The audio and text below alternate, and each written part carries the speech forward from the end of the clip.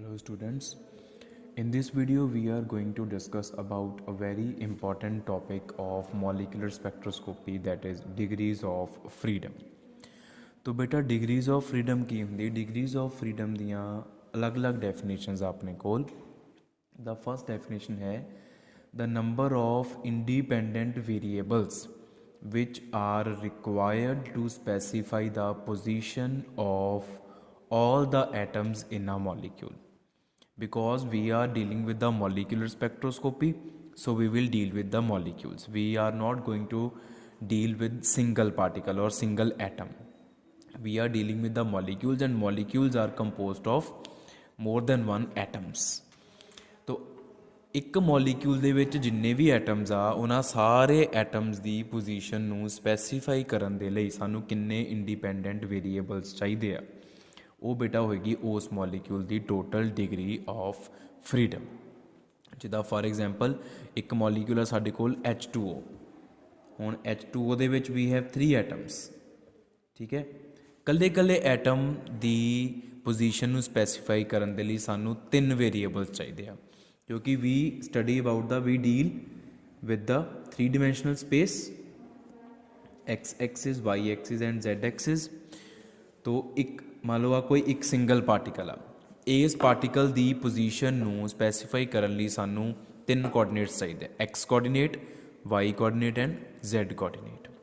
अगर ये पार्टिकल किसी एक particular direction they which move करता वा तो उहदी मूवमेंट नू दस्सण वास्ते सानू तीनों कोआर्डिनेट्स चाहिए होणगे which are independent of each other। x is independent of y, y is independent of x। Here we deal with the independent variables।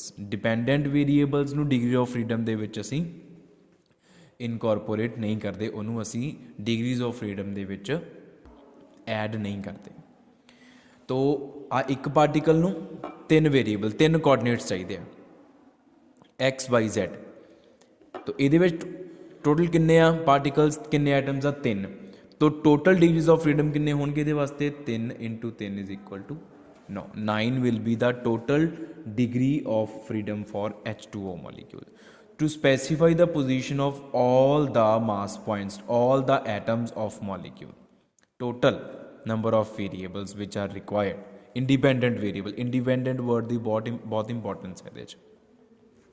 एक तो ये डेफिनेशन होगी। दूजा डिग्रीज ऑफ फ्रीडम की होंगी? डिग्री ऑफ फ्रीडम होंगी आ number of independent ways in which a molecule can move. एक मॉलीक्यूल किन्ने इंडिपेंडेंट मोड्स दे विच या वेज दे विच मूव कर सकता वा, उन्होंने भी उस मॉलीक्यूल की डिग्री ऑफ फ्रीडम बोलते हैं, ठीक है।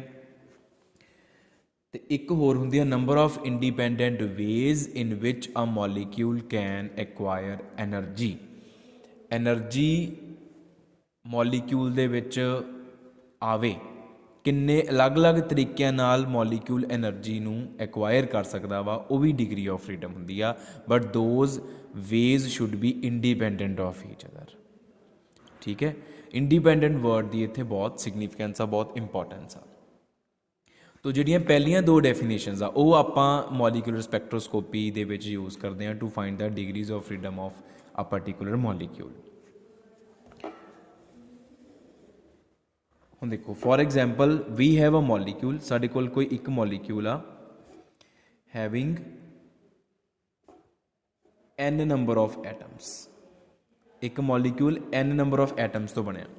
तो total number of degrees of freedom या टोटल डिग्रीज ऑफ फ्रीडम कितनियां हो गई? वो आ गई 3n। क्योंकि एक एटम नू स्पैसीफाई करने लई we need 3 coordinates, 3 variables, that is x y z। And to specify the position और to specify the movement of n number of particles, n number of atoms, we will be requiring 3 × n, 3n total number of independent variables. तो total degrees of freedom कितनी होगी? 3n।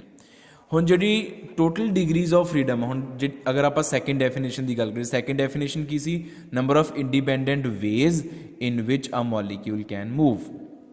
उहदे किन्ने तरह के movement हो सकते हैं अलग अलग, इंडिपेंडेंट ऑफ ईच अदर, वो भी डिग्री ऑफ फ्रीडम आ। तो टोटल डिग्रीज ऑफ फ्रीडम जी आ it is equal to translational degrees of freedom plus vibrational degrees of freedom plus rotational degrees of freedom. क्योंकि तीन तरह का मोशन हो सकता मॉलीक्यूल का, translational motion, motion along a particular axis, along a particular direction, along a particular line, motion of all the atoms collect, it is collective motion जिहदे centre of gravity भी move करता है, पहला भी आप डिस्कस कर चुके हैं। ट्रांसलेशनल मोशन दे विच पूरा का पूरा मॉलीक्यूल मूव करता वा, कोई बॉन्ड लेंथ कुछ नहीं चेंज होंदा इहदे च। Vibrational motion is to and fro motion of the atoms, center of gravity does not change, and rotational motion is a rotatory motion of atoms around an axis passing through center of gravity। center of gravity जो imagine करो एक line पास कर रही है, उस line के around atoms rotate कर रहा है, वो रोटेशनल मोशन है। तो ट्रांसलेशनल मोशन किन्ने तरह का हो सकता, that is translational degree of freedom. Vibrational motion किन्ने तरह का हो सकता वा, वो vibrational degree of freedom. Rotational motion किन्ने तरह का हो सकता, वो रोटेशनल डिग्री ऑफ फ्रीडम है। ठीक है जी, तो इन्हां तिन्नां नूं ऐड करके 3n के बराबर आऊगा। ठीक है, आप लिख सकते हैं 3n is equal to translational degree of freedom plus vibrational plus rotational degree of freedom. हुण अगर आप गल करिए ट्रांसलेशनल डिग्री ऑफ फ्रीडम की, if you talk about translational degree of freedom,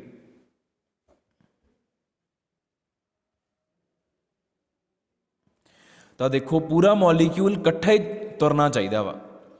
तो एक पूरा मॉलीक्यूल तो तीन डायरैक्शनस च मूव कर सकता, या एक्स वाल या वाई वाल या जैड वाल, क्योंकि यही तीनों एक दूसरे तो इंडिपेंडेंट डायरैक्शनस आ। जे वो किसी भी होर चौथी डायरैक्शन वाल मूव करता वा तो उस जिहड़ा वो डायरैक्शन होएगी it will depend upon X Y and Z, वो इन्हां तिन्नां तो इंडिपेंडेंट नहीं होएगी। Any other direction except any other direction जिहड़ी ना एक्स होवे एक्स एक्सिस वाल होवे, ना वाई एक्सिस वाल, ना जैड एक्सिस वाल, ਉਹਨੂੰ स्पैसीफाई या डिस्क्राइब करने के लिए सानू एक्स वाई जैड की हैल्प लेनी पऊगी, तो वो डिपेंडेंट डायरैक्शन होएगी। तो इस करके translational degrees of freedom is always 3। Translational degrees of freedom is always 3। ये नंबर ऑफ एटम्स से डिपेंड नहीं करती, क्योंकि सारे एटम्स इकट्ठे ही मूव करने हैं। फिर गल आ जाती है रोटेशनल डिग्रीज ऑफ फ्रीडम की।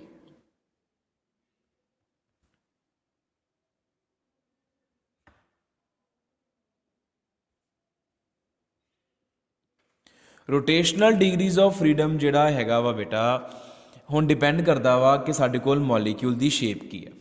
If molecule is linear, for linear molecules, linear molecules दे लई rotational degrees of freedom will be 2, ते for non linear molecules rotational degrees of freedom is 3। क्योंकि जिहड़ा लीनियर मॉलीक्यूल आ उहदा रोटेटरी मोशन जिहड़ा आ वो 2 तरह का हो सकता। ठीक है, और जिहड़ा नॉन लीनियर मॉलीक्यूल आ उहदा रोटेटरी मोशन वो 3 तरह का होएगा। It will be having 3 independent ways in which it can show rotation, in which it can rotate। क्योंकि बेटा रोटेशन की है, rotation is around an axis, तो सानू पता भी एक्सिस 3 हो सकते हैं, एक्स वाई जैड, तो उन्होंने तिन्ना दे अराउंड नॉन लीनियर मॉलीक्यूल की जी रोटेशन है वो फ्रीली हो सकती है। फॉर लीनियर मॉलीक्यूल का तो खुद का एक एक्सिस हुंदा वा, तो उस एक्सिस के अराउंड वो रोटेट नहीं कर सकता, क्योंकि एटम्स की पोजीशन चेंज नहीं होएगी। जे एटम्स की पोजीशन ही चेंज नहीं होएगी फिर उन्होंने आप degree of freedom they which add नहीं करांगे, क्योंकि अगर पोजीशन चेंज ही नहीं हो रही तो फिर आप मूवमेंट किद्दां कह सकते, how can it be said as a movement if position is not being changed. जिद्दां मान लो आ लीनियर मॉलीक्यूल आ, this is a linear molecule, say this is H2 molecule. ठीक है।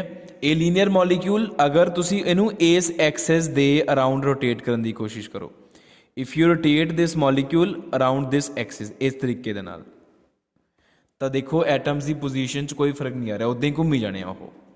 तो यदा मतलब लीनियर मॉलिक्यूल के लिए 3 एक्सिस चों एक एक्सिस आप रिमूव कर देंगे, ਉਹਦੇ अराउंड रोटेशन करके ਉਹਦੇ ਕੋਲ ਉਹ एनर्जी एक्वायर नहीं कर सकता। सिर्फ 2 ਜਿਹੜੇ बचे हुए आ, ਕਿਹੜੇ 2 बचे, एक आह वाला ਇਹਦੇ अराउंड ਇਹਦੀ रोटेशन हो सकती आ, ਤੇ एक आह वाला ਇਹਦੇ अराउंड ਇਹਦੀ रोटेशन हो सकती है।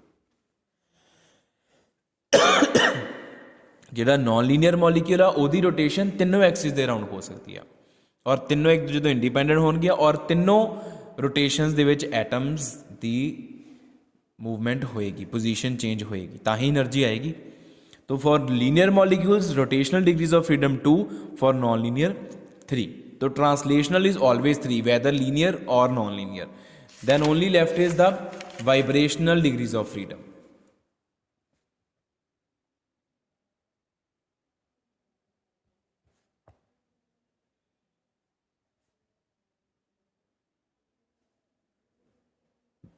तो वाइब्रेशनल डिग्रीज ऑफ फ्रीडम आप कि फाइंड आउट करते हैं,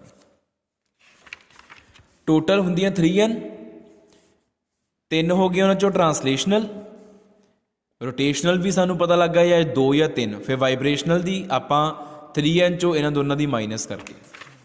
for linear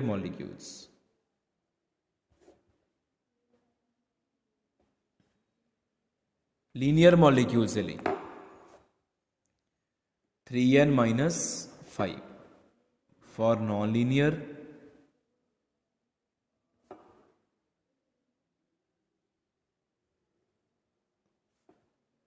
3n minus 6। So this is very important, ਇਹਦੇ ਚੋਂ ਤੁਹਾਨੂੰ क्वेश्चन जरूर आऊगा। Vibrational degrees of freedom calculate करके दिखाओ, लीनियर आ कि नॉन लीनियर मॉलिक्यूल आ, ये फिर ਤੁਹਾਨੂੰ ਇਹਦੇ ਵਾਸਤੇ ਇਸ ਚੀਜ਼ ਦਾ ਪਤਾ ਹੋਣਾ ਜ਼ਰੂਰੀ ਆ। ਇਹ +1 ਦੇ ਕਨਸੈਪਟ ਤੇ ਚਲੇ ਜਾਵਾਂਗੇ ਆਪਾਂ ਕਿ ਜਿਓਮੈਟਰੀ ਸਾਨੂੰ ਪਤਾ ਹੋਣੀ ਚਾਹੀਦੀ ਮੋਲੀਕਿਊਲਸ ਦੀ, ਤਾਂ ਹੀ ਅਸੀਂ ਕਰੈਕਟ ਆਨਸਰ ਕੱਢ ਪਾਵਾਂਗੇ। ਯੂਜੂਅਲੀ ਗਲਤੀ ਇੱਥੇ ਹੀ ਹੁੰਦੀ ਹੈ ਕਿ ਸਾਨੂੰ ਜਿਓਮੈਟਰੀ ਨਹੀਂ ਪਤਾ ਹੁੰਦੀ ਲੀਨੀਅਰ ਆ ਕਿ ਨॉन ਲੀਨੀਅਰ ਆ। ਜਿਹੜੇ ਤਾਂ ਡਾਈਐਟੋਮਿਕ ਮੋਲੀਕਿਊਲਸ ਆ all of them are linear, diatomic molecules are always linear.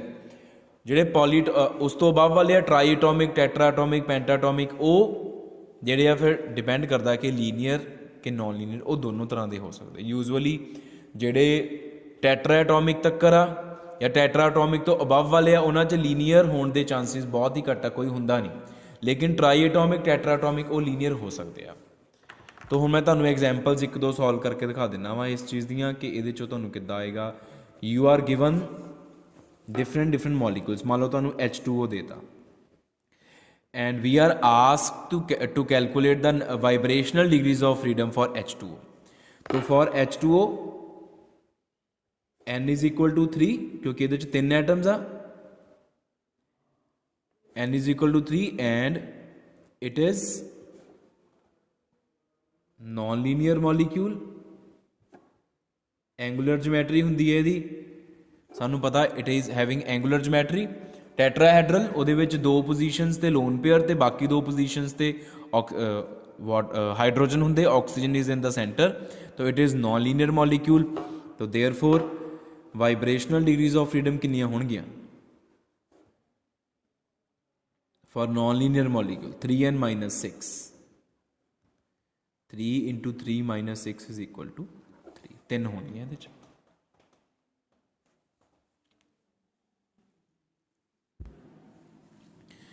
Next example we can do is carbon dioxide, CO2। तो CO2 n is equal to 3, ठीक है, and molecule is linear। Lower classes तो पढ़ते आ रहे, this is linear molecule, आज दी geometry होंदी है इस तरीके नाल। तो लीनियर मॉलिक्यूल है, इस करके vibrational degrees of freedom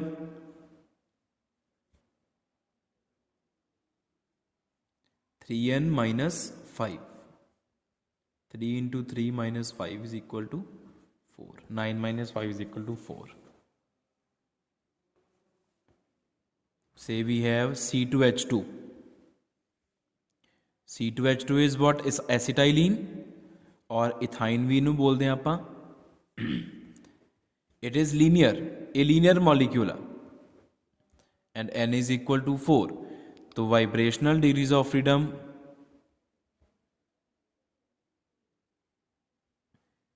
3n minus 5, 3 into 4 minus 5, 12 minus 5 7। तो ਇਹਦੀਆਂ 7 ਵਾਈਬ੍ਰੇਸ਼ਨਲ ਡਿਗਰੀਜ਼ ਆਫ ਫਰੀडम ਹੋਣਗੀਆਂ। 7 ਵਾਈਬ੍ਰੇਸ਼ਨਲ ਡਿਗਰੀਜ਼ ਆਫ ਫਰੀडम ਦਾ ਮਤਲਬ ਇਹ 7 ਤਰੀਕੇ ਦੀ ਵਾਈਬ੍ਰੇਸ਼ਨ ਸ਼ੋ ਕਰ ਸਕਦਾ। 7 ਤਰੀਕੇ ਨਾਲ ਇਹਦਾ ਵਾਈਬ੍ਰੇਟਰੀ ਮੋਸ਼ਨ ਹੋ ਸਕਦਾ ਜਿਹੜਾ ਇੰਡੀਪੈਂਡੈਂਟ ਹੋਗਾ ਇੱਕ ਦੂਜੇ ਤੋਂ। ਇਹਦਾ 4 ਤਰੀਕੇ ਦਾ ਵਾਈਬ੍ਰੇਟਰੀ ਮੋਸ਼ਨ ਹੋ ਸਕਦਾ, ਇਹਦਾ 3 ਤਰੀਕੇ ਦਾ ਵਾਈਬ੍ਰੇਟਰੀ ਮੋਸ਼ਨ ਹੋ ਸਕਦਾ। ਆ ਹੁੰਦਾ ਡਿਗਰੀ ਆਫ ਫਰੀडम ਦਾ ਮਤਲਬ, ਨੰਬਰ ਆਫ ਇੰਡੀਪੈਂਡੈਂਟ ਮੋਸ਼ਨਸ। ठीक है, so this is all about the degrees of freedom and it is very important topic as far as your question to be appeared in the exam is concerned, as far as molecular spectroscopy is concerned.